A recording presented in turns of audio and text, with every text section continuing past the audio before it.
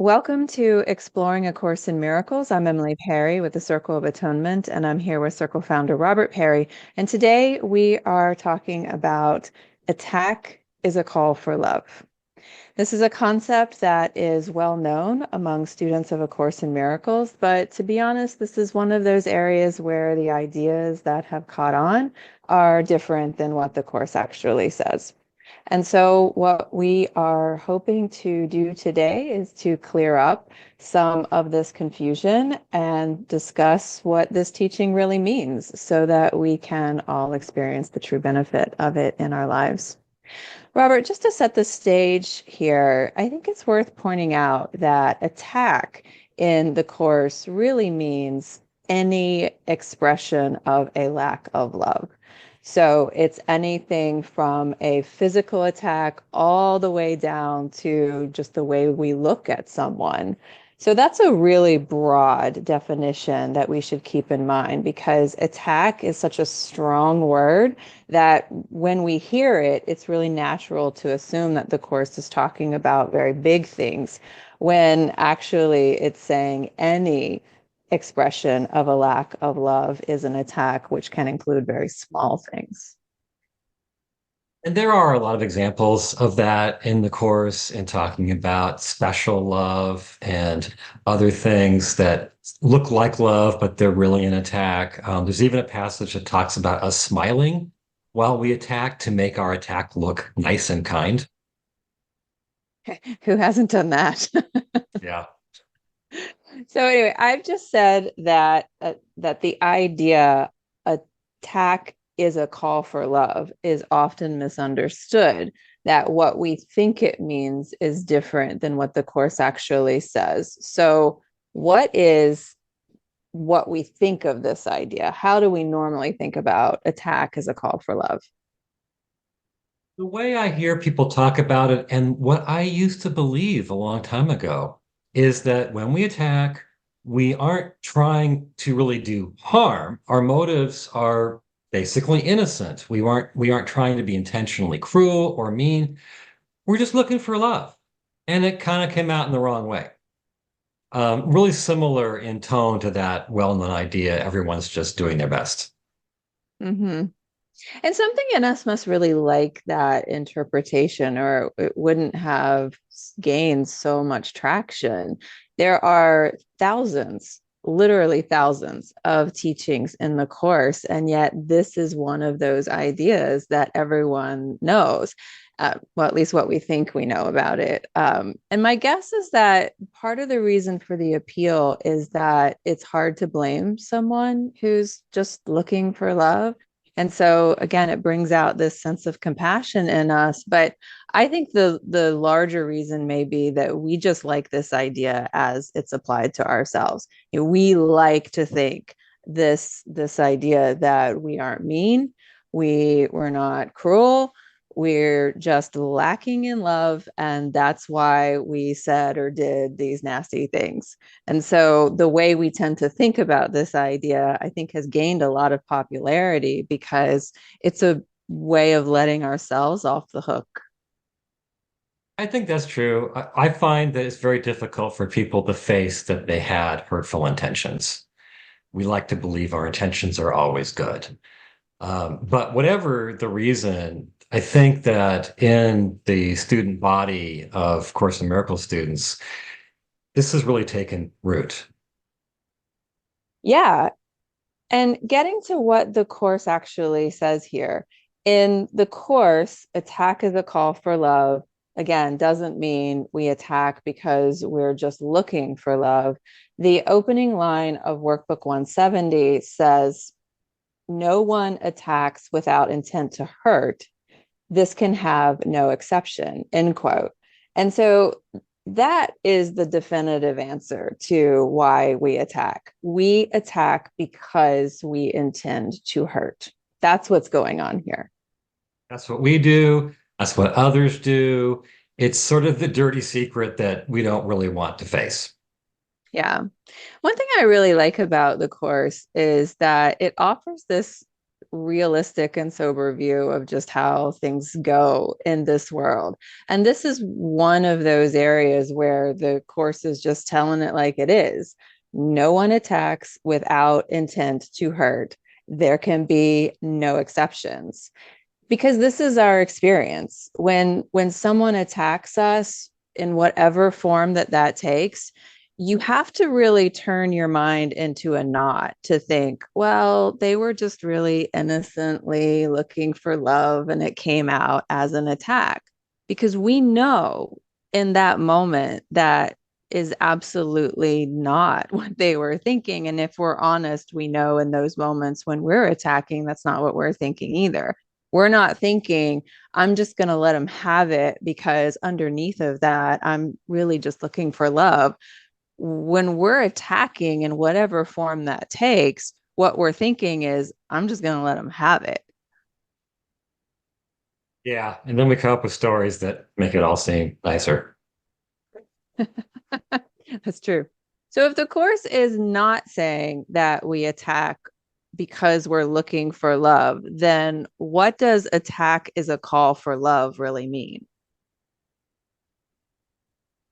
Well, I think I just want to pause for a second and say that even if we might be reluctant to give up the we're just looking for love interpretation, what it really means is incredibly liberating. You could say this is the Course's version of compassion. And compassion is not a word the Course uses hardly ever. And this concept also is a way in which the Course's teachings dovetail with some of the most sublime examples of love and compassion in our world. So we said that saying that attack is a call for love is not saying they were looking for love. Calling for, in this case, does not mean looking for. Okay. What it means is this: it means that they're in a condition of lacking love, and their condition naturally calls out for what it lacks. And you could say that's the big principle here. I've gone through many times all of the references to this concept in the course, and one principle ties them all together. That is that every state of lack is a call for what it lacks. So, as a really clear example, the course says that it says, perceive in sickness the appeal for health. And I think we get that. It means the condition of sickness itself is an appeal for health. When someone's sick, they don't have to be constantly calling out for health. Their sickness is by its very nature a call for health. And it's the same thing with attack. Attack is a state without love. It's a loveless state. The Course 16 times calls attack, quote, a lack of love. So the person who attacked you was in a condition of lack of love. And that condition of lack is inherently a call for what it lacks. And you like a vacuum image in relation to this idea. So say more about that.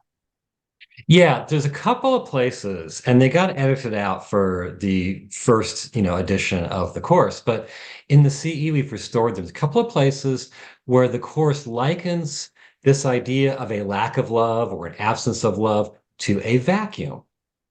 And I think that's a very helpful image because we all understand that a vacuum is an inherent call for what it lacks. You sucked all the oxygen out of some space, and that space is like trying to draw the oxygen back in. And I think it's helpful to think of that with people who may have attacked us and picture them as having inside themselves a vacuum of love. And as Aristotle said originally in the course quotes, nature abhors a vacuum. A vacuum of love, that vacuum of love in that person is like calling out for the love that it lacks. Right. So it's not that they were looking for love, they were in a state of lack of love, and that state calls out for the love that it lacks. And I really like that connection to physical sickness here, because if you look at someone who's sick, again, as you're saying, they don't have to say anything. Their condition is speaking for them. That condition is calling out for help. An attack is similar. We can think of it in a similar way. It's an emotional sickness. And so, if just as we look at someone who's physically ill and we can think, gosh, I really want to see you be healed, we can look at someone who has no love inside of them in a moment that they're attacking and think, gosh, I really want to see you filled with that love that you are so clearly lacking. So we can think of it in the similar way. It really I think we get this if it's just explained to us in the right way.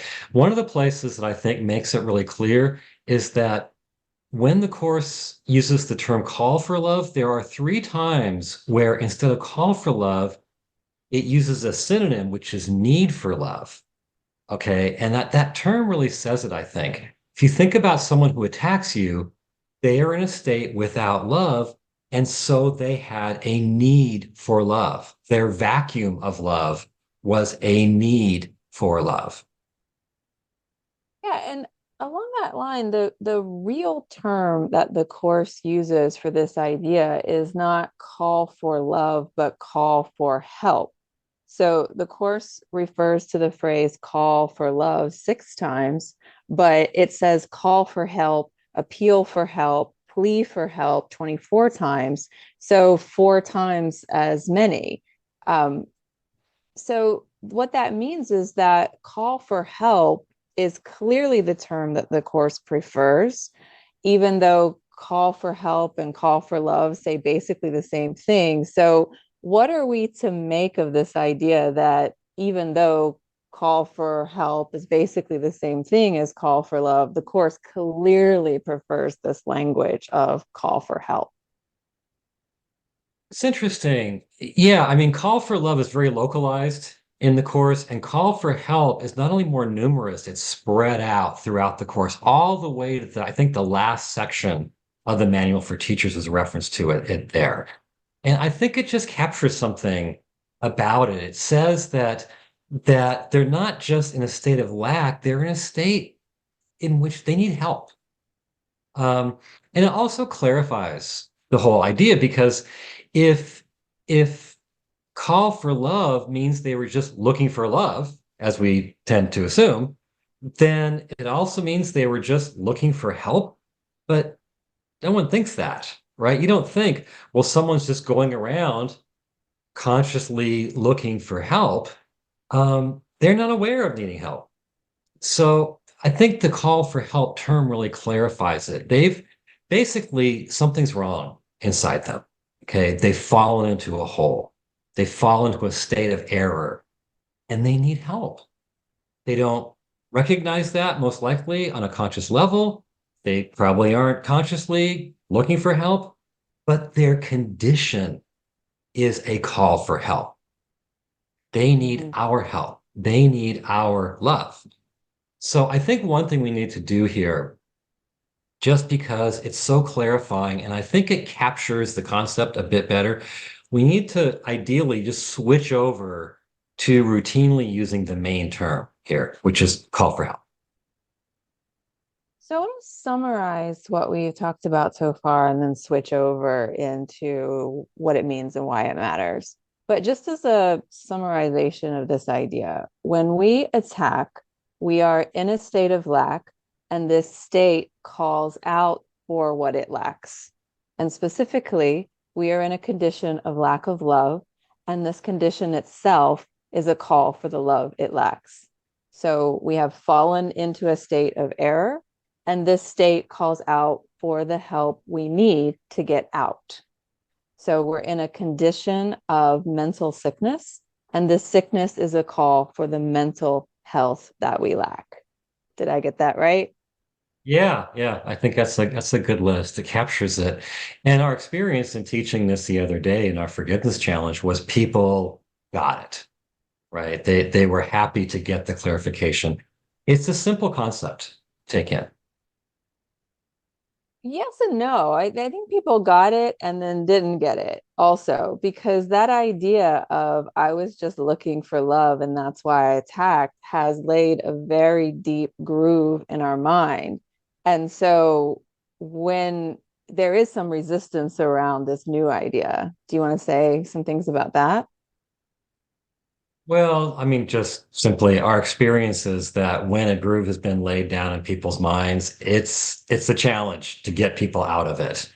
And so, you just see what some of what we saw was people straddling the fence between the old definition and the new one, because it's hard to actually leave the old one behind. It takes repetition, generally it takes time.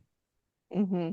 So, real quick before, because we've got some time, give me an example of like what you're thinking if you're straddling the fence, if you haven't quite gone all the way over to this new definition. Well, you might be thinking that the other person was trying to hurt you, but was also just looking for love. I don't, that's just one possibility. Mhm. Um, it's Or just apply that, that to yourself. You hurt someone, but you were just looking for love. So there's an acknowledgement of the intent to hurt, but you've still got that baseline of, but I was just looking for love. yeah.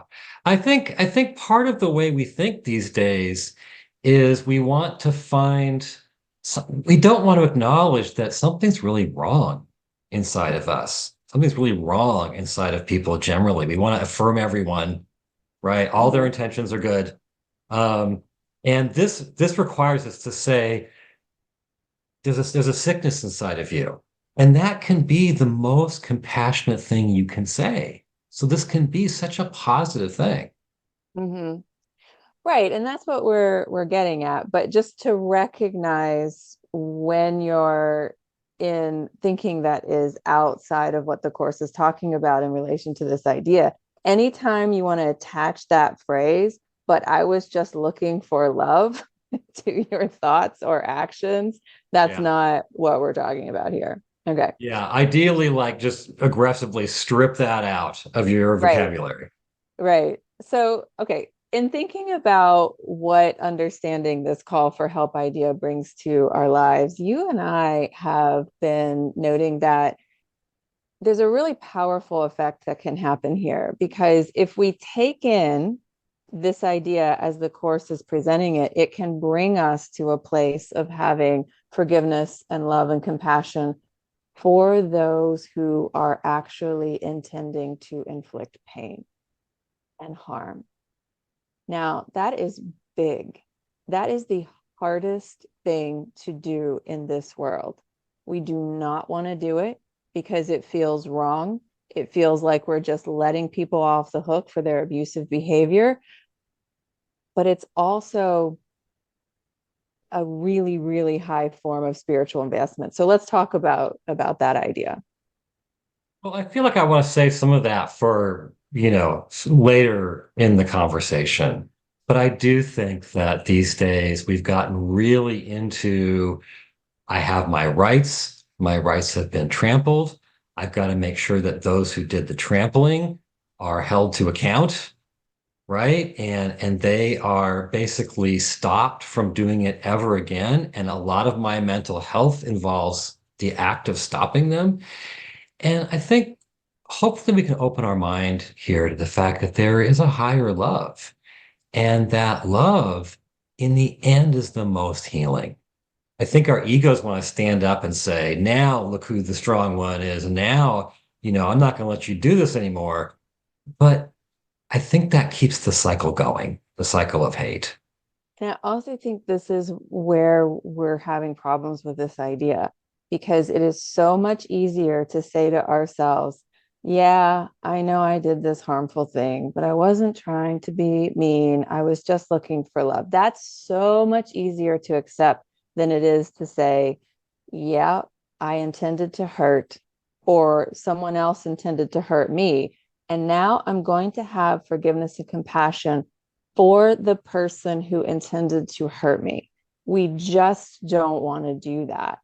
And at the same time, we know that this concept having compassion for those who intend to inflict pain, has given us some of the most beautiful examples of love on earth.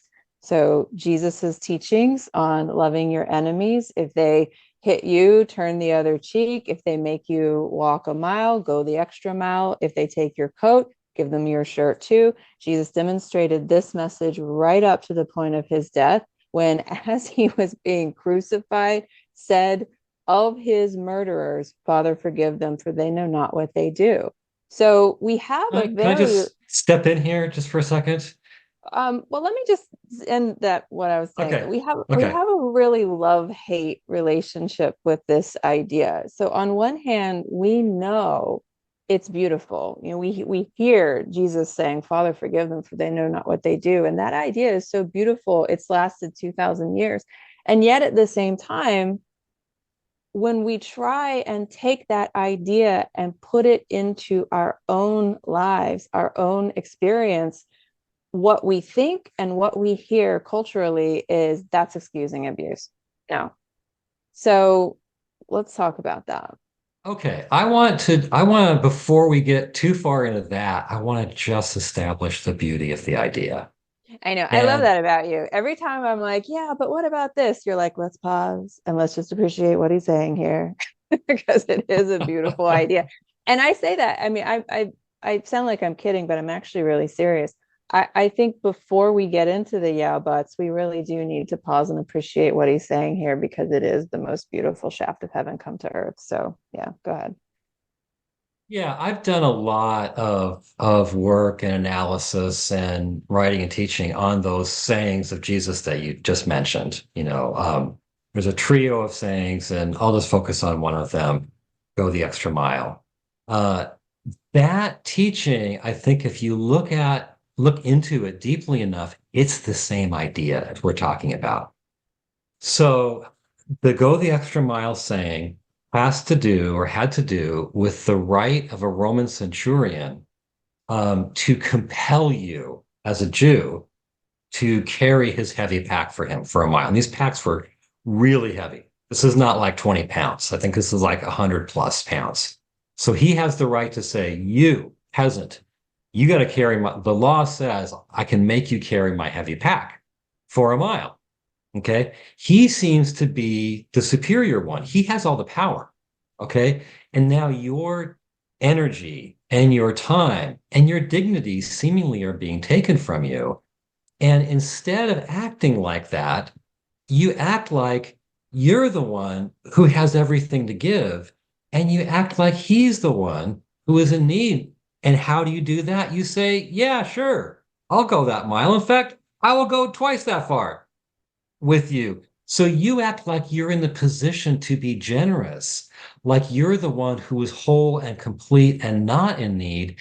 And now this guy is rendered to as the one who is in need of love.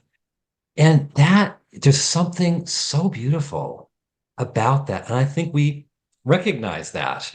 My favorite example of that pattern, and unfortunately it is from fiction, but there's that super famous story in Les Miserables by Victor Hugo, where the convict Jean Valjean is allowed to stay for the night with this truly holy figure, the bishop.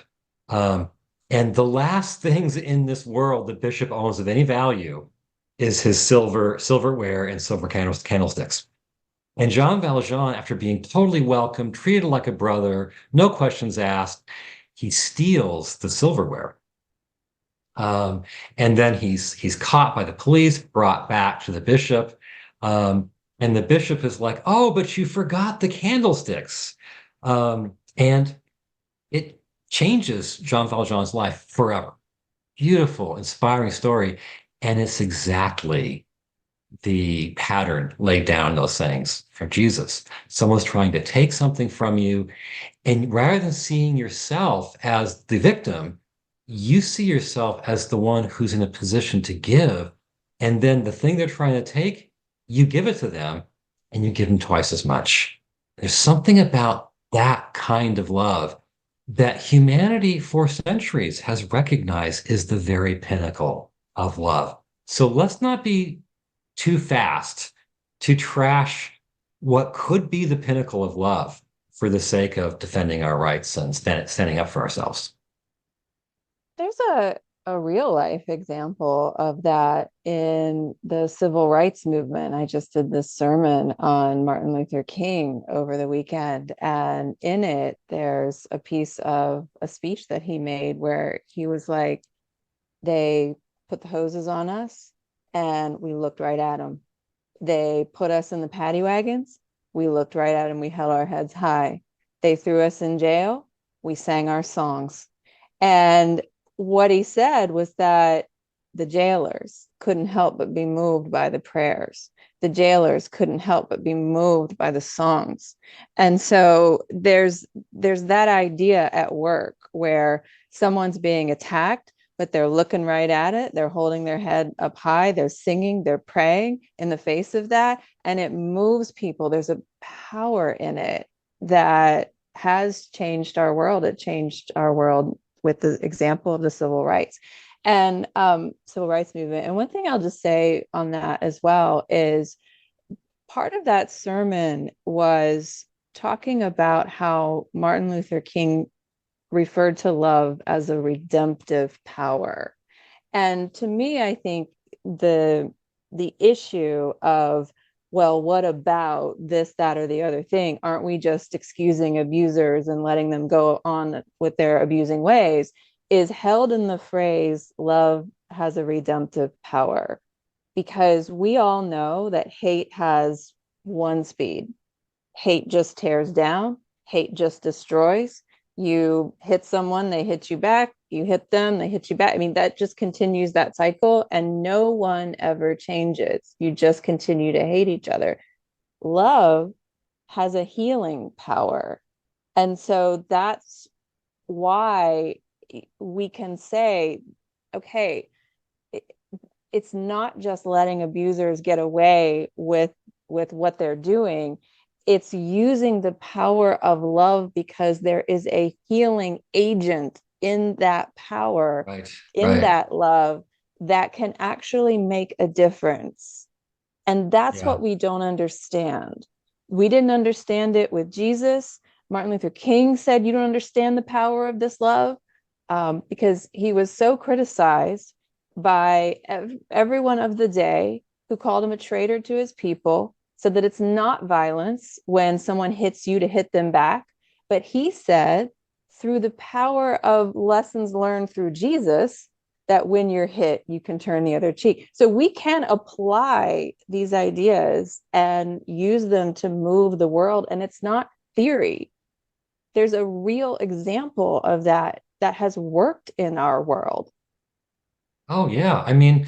Obviously King was drawing, leaning heavily on Gandhian nonviolence.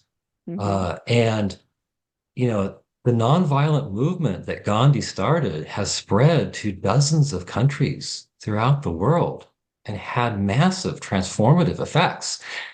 I think when you're talking about, they turned the hoses on us and picked us up in the paddy wagons, the active ingredient all in all that is we looked at them with love. And that's the redemptive love. And I don't think anybody really realistically believes that they would have achieved the same results with hate and violence. The results they got were better. And so I think there's something when we say, oh, well, you won't get the results, you'll just get run over. I think what we're really saying is, you know what? We'll probably get worse results with hate and violence, but it's the principle of the matter. I am willing to get worse results if I get the freedom to hate. I know it, but there's two pieces to it that we need to overcome. One is believing that this is the way out of the madness. You have to have a lot of conviction to say love is stronger than hate. And you also have to, like in the case of the civil rights movement, you have to be willing to be hit. Um, before the students would go into the sit-ins at lunch counters, they would get trained in how to, on all these things where they would have eggs cracked on their face and milkshakes poured on their head and actually be hit as preparation for what's going to happen to them when they go and sit at those lunch counters. And so we're not willing to do either of those two things. We're not willing to say that love is stronger than hate, and we're not willing to go through the hits that it takes to demonstrate that this is true. Yeah. Well, why don't we turn our minds now or our conversation to what the course is prescribing on this level? Yeah, so thanks for getting me back on track. There is a pattern in all of this that we've been talking about in the forgiveness challenge that we're offering, and also just together, you and I. So put together the pattern of these passages on attack as a call for love, and give us that big picture overview. Yes, but to lay a baseline for that, I want to talk about what is the usual pattern. Like, because that usual pattern is a kind of a context or baseline for understanding where the course is trying to take us. And I see three steps in our usual pattern.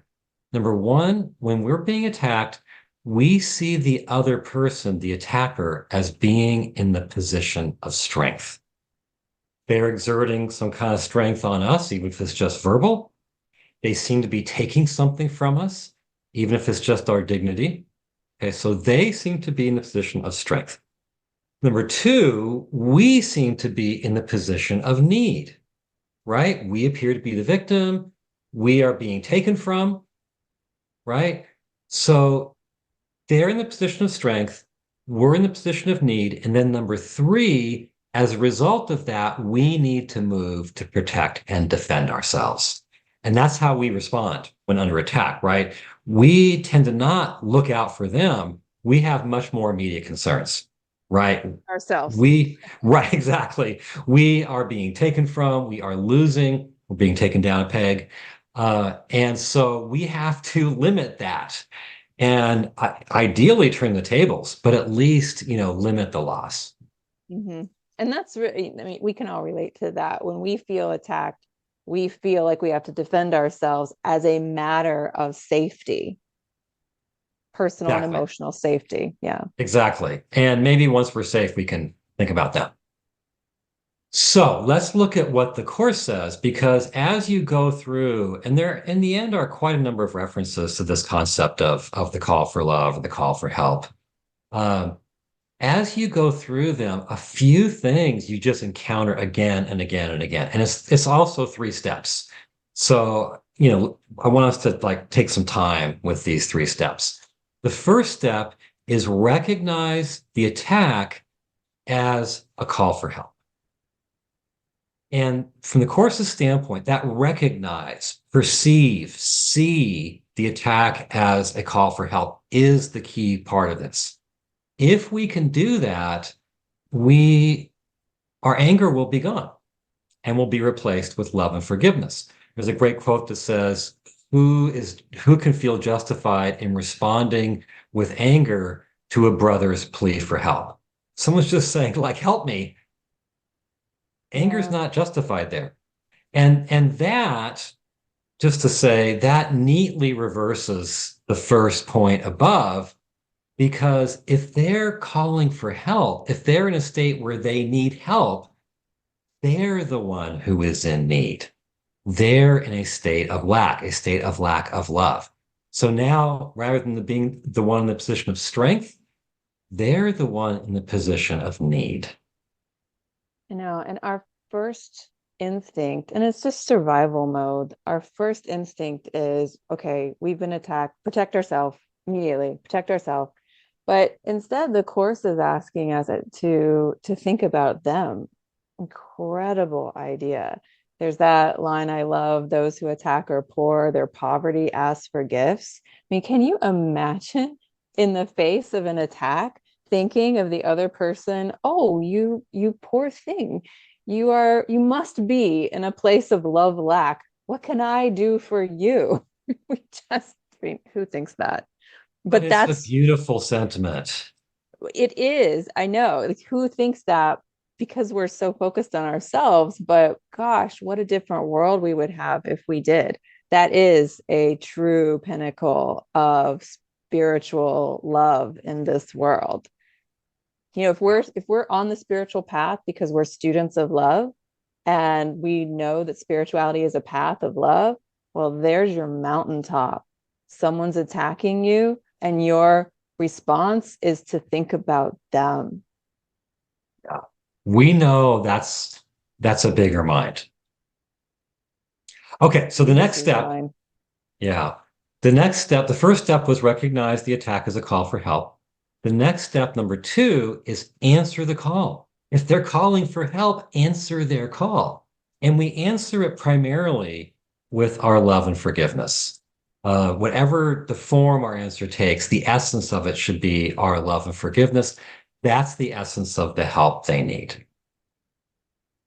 You know, we it goes back to abundance and lack. We want to defend ourselves so much because we think we're in that place of lack. If we only knew how much abundance we have naturally, because we have all the gifts of God, then if we had a fuller understanding of that, then we could respond to an attack from that place. There's a line in the course that I wanted to read here. It says, "Those who attack do not know they are blessed.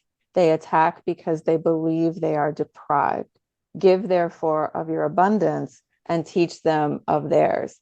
And that to me is such a reminder. That's what Jesus did. He wasn't running around complaining and attacking those who attacked him. He just carried the cross.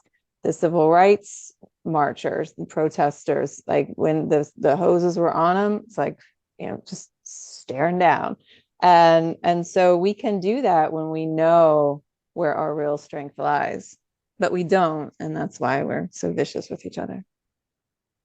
Right. And this is really important because just as the first one of realizing they're calling for help reversed the usual position so that now they become the one in need, this second step reverses the usual position. So now we become the one in the position of strength.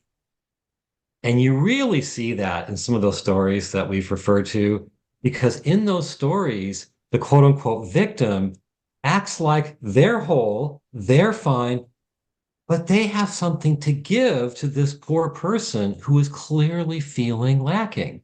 So now you, as the quote unquote victim, are in the position of strength, not a dominant kind of strength, but a generous strength. Yeah, you saw that in The Vicar, where they bring Jean Valjean back, and the vicar's like, "Oh, you forgot the candlesticks. Take these too." I mean, Right. again, incredible place of inner abundance would have to be there in order to have that attitude. Yeah. Meanwhile, what doesn't show up in most of the movie adaptations is he lived with, I forget what her title was. She was kind of like a housekeeper, she helped him with his lifestyle, the bishop. She was really attached to the silverware and the candlesticks, and she was really upset that the last thing of value they had, he was so freely giving away. Okay, so what's the third step? So the third step is by answering their call. That's how you receive the help you need. So again and again, the course talks about how you can give to them in their state of lack, in their need for love, in their call for help. And by giving to them and supplying their lack, that's how you receive the help you need. And another favorite passage of ours about this says this: when a brother acts insanely, he is offering you an opportunity to bless him. His need is yours. You need the blessing you can offer him. So he needs your blessing, but you need the blessing you can offer him. There is no way for you to have it except by giving it. So we shouldn't be thinking like, okay, I've got to fill this person's lack. As one of the places that refers to this principle says, that this is not a request from you, it's a request for you. You gain by filling your brother's lack of love with your love. Mm. And so the idea here is that you flip the whole thing. You've gone from you're in the position of weakness, they're in the position of strength, and you better protect yourself, to they're in the position of need, you're in the position of strength, and you can lovingly, generously supply their lack. So now rather than you're just like a weak victim, you're the strong one. And Gandhi said that very overtly. He talked about his nonviolence as being the weapon of the strong. So nonviolence is the weapon of the strong, and the Course is saying something similar. It's holy, isn't it? It's a holy way of being in the world. It is. It It's really is. it is to in the face of an attack, just bless. Yeah, that's holiness. I mean, it's so easy to be in the mentality that this world is in, which is got to find out who did the thing, who did the thing that was wrong, got to make them pay, got to they hit you, hit them harder. And yeah, that's we're really good at that here. What we're not so good at is the kind of love that can really change the world and has changed the world through Gandhi, through King, through Jesus. Yeah, but our hearts are just too small. There's that H.G. Wells quote that you and I love, or either Jesus is mad or our hearts are too small to take in his message. He looks mad to us. And what we don't realize is he's not wrong. We are.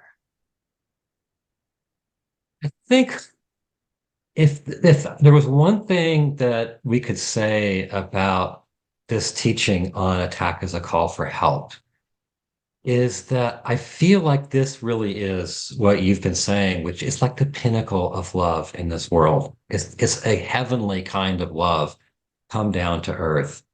For you to say, in essence, when you're under attack, to say, hey, I'm fine. But this person, he's clearly in need. He's clearly in lack. He's clearly fallen into a kind of a sickness. What can I do for him? How can my love help him out of the hole that he's fallen into? That kind of love. I mean, I think our hearts are still too small for what Jesus is trying to say here. But if we could get there, and there are examples, and there are places where people have striven in that direction, and it's what the world needs. We don't need better ways of catching the bad guys and making them pay. This is transformative in a way that that kind of approach never will be.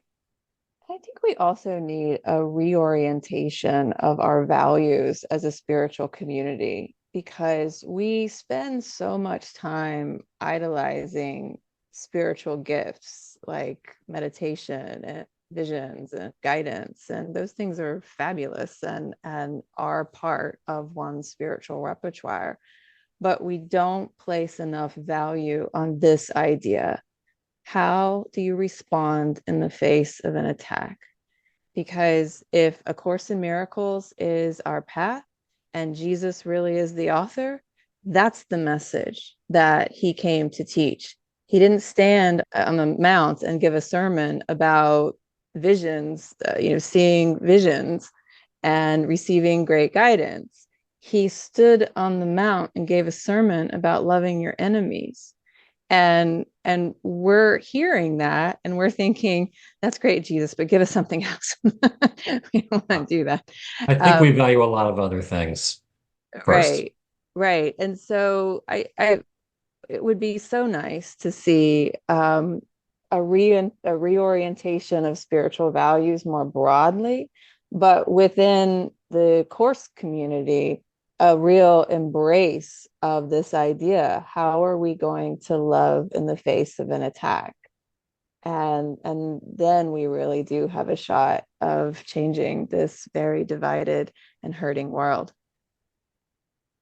Yes, I think that there are so many gifts on the spiritual path that matter.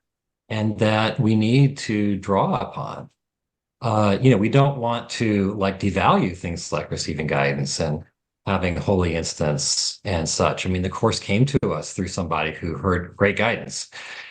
And yet, all of it, I think, is meant to support this mountaintop.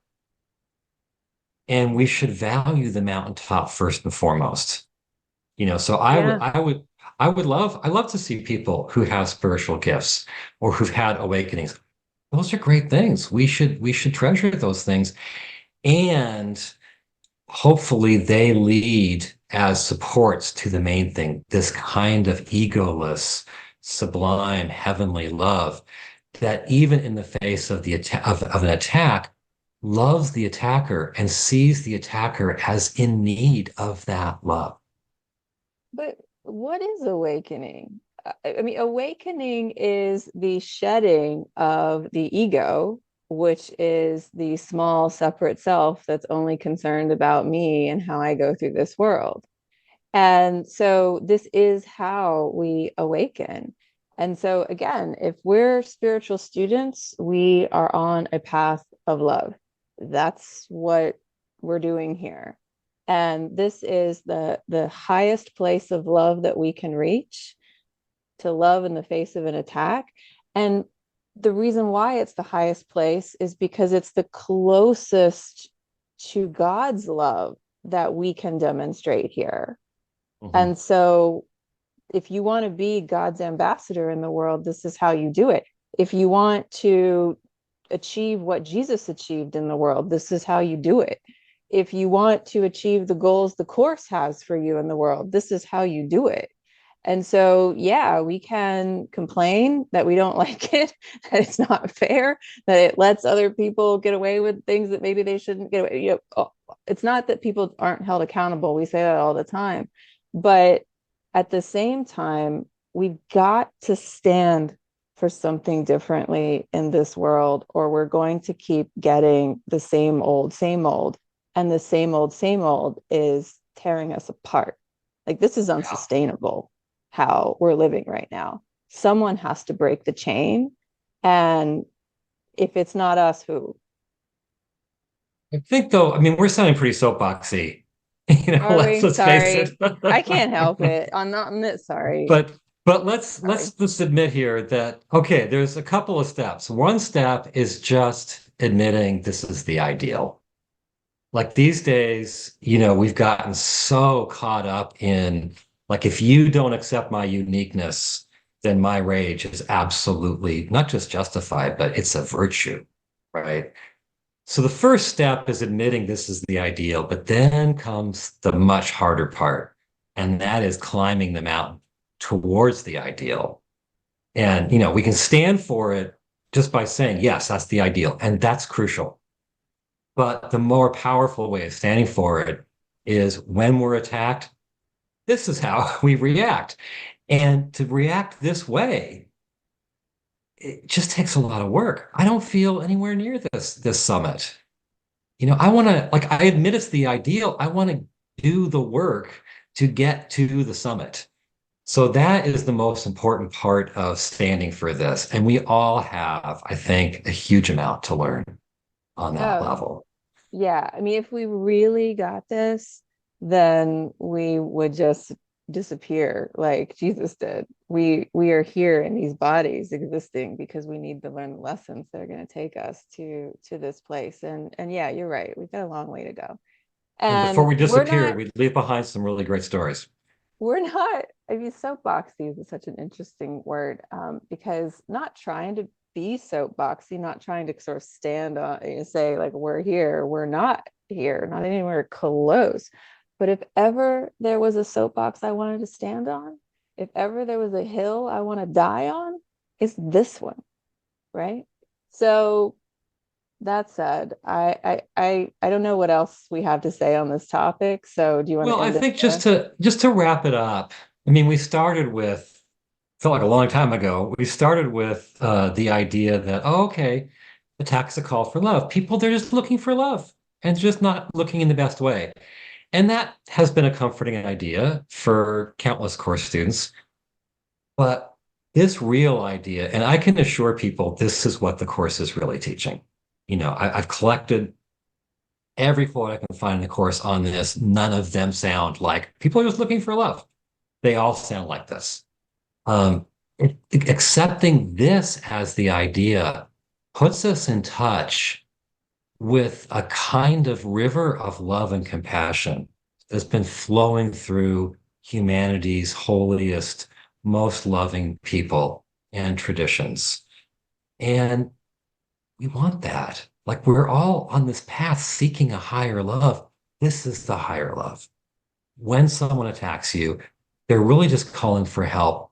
And you can be the strong one to provide them compassionately with the help they need in the form of your love.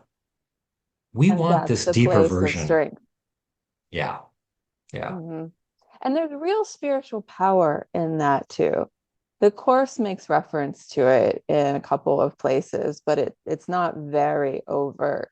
I also think that we can hike ourselves up to this idea if we understand that there's a power in this, that it's not just us trying to do the right thing. It's like we are a reflection of God in the world, and there is God's power in what we do along this line. And we Yeah. can have faith and put our strength in that too. Do the right thing and let the chips fall where they may. Um, and that can bolster us with strength as well. Yeah. And you see that power. You see that power in the civil rights movement, in Gandhi's nonviolent movement. You see it in the enduring power of Jesus's teachings in the Sermon on the Mount. You see it in the power of some of these stories we've been talking about. And obviously there's so many more. There's a power in this.